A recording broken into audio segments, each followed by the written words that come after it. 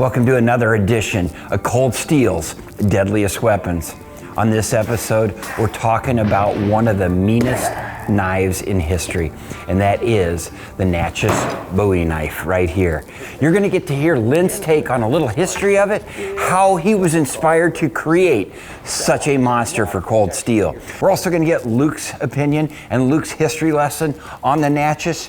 But first, we've got a giveaway. Brian Hayes is the winner of the Espada XL G10.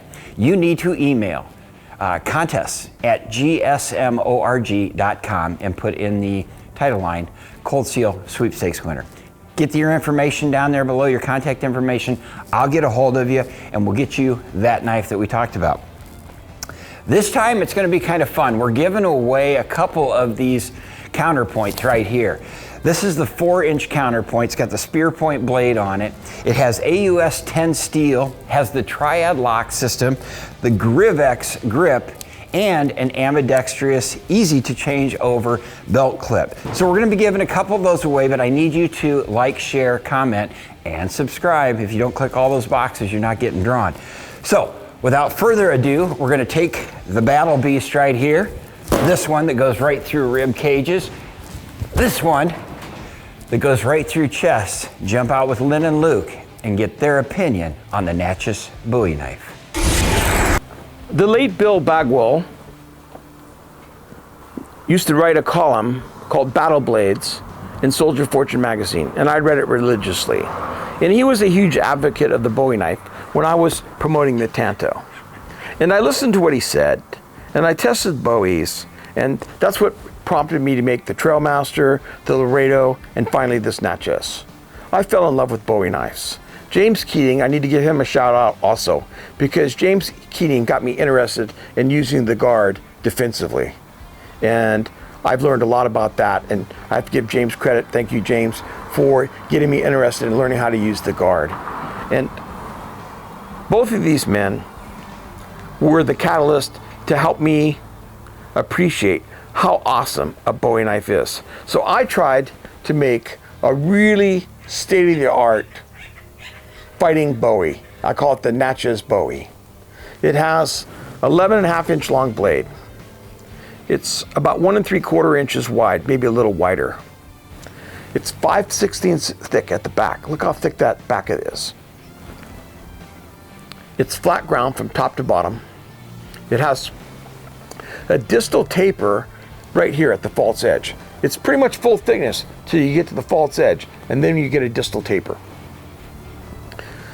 The edge is ground thin, but still sturdy enough not to chip out. And it's almost sharp. I would say it's cut through, and if I use a back cut on your hand, I'll break your metacarpals, I'll break your fingers, I'll tear you open with it. So yes, you can do a back cut with it, and it accentuates that long point.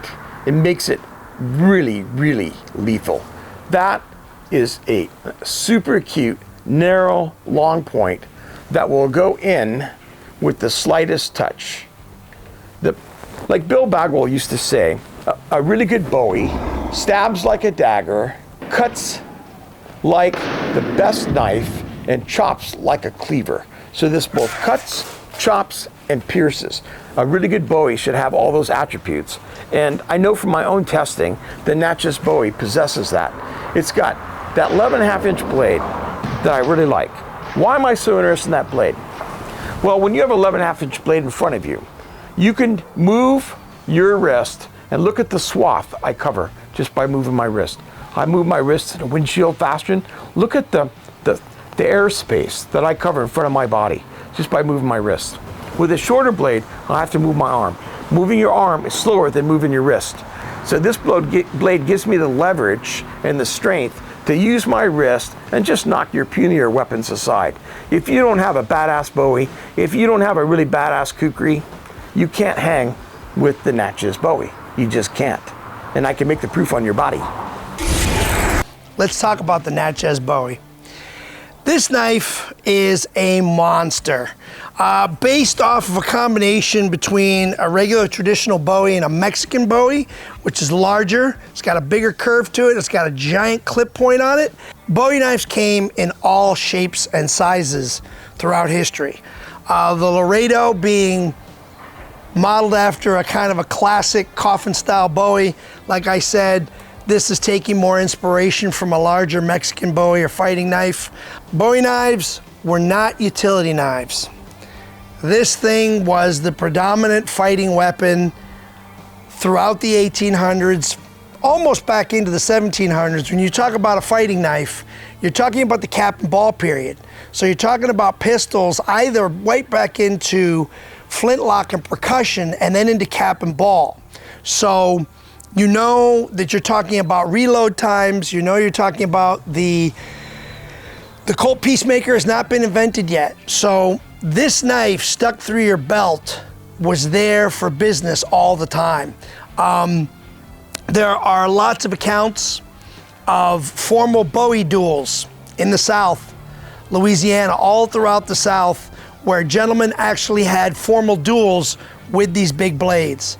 If you saw a knife like this stuck through a cowboy's belt, this knife was for use. This was for knife fighting. This blade comes to a zero edge almost because it's meant for knife dueling. We've reproduced this knife as a fighting knife.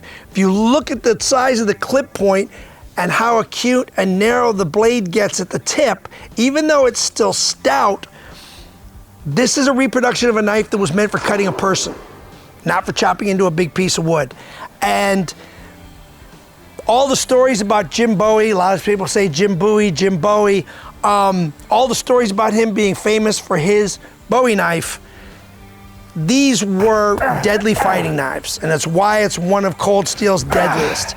We've reproduced a knife here that was purely meant for carving up another person.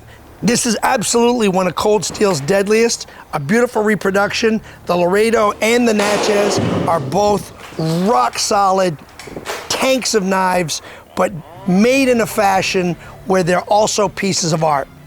The Natchez and Laredo Bowie, beautiful knives by Cold Steel.